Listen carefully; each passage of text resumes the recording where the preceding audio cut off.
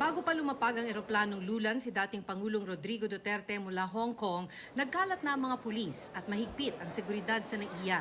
Dumating si PNP Chief Romel Marbil kasama si CIDG Chief Police Major General Nicolas Torre. May kasama silang kinatawan ng Interpol o International Criminal Police Organization. Bitbit nila ang warrant of arrest mula sa International Criminal Court o ICC para sa kasong crimes against humanity laban kay Duterte. Sa loob ng eroplano, may kausap na si Duterte bago bumaba. I-warrant of arrest. So, you will just have to kill me.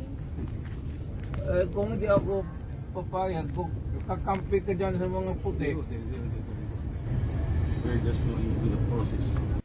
Sa labas ng boarding gate, napanood sa Facebook Live ni Alex Paul Monteagudo, ang dating National Intelligence Coordinating Chief ni Duterte, ang diskusyon ni Torre at dating Executive Secretary Salvador Medialdea bago lumabas ng eroplano ang dating Pangulo.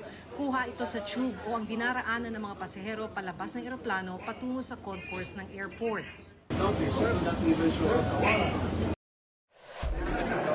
Paglabas ng eroplano, kasama na ni Duterte ang partner na si Hanilet, anak na si Kitty, sariling mga security at mga dating gabinete.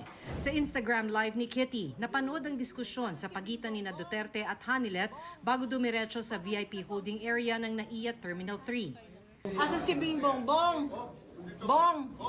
Bong, halika Bong, tinan mo. Abusado kayo na sila. Dili mo hindi dapat ato agianan.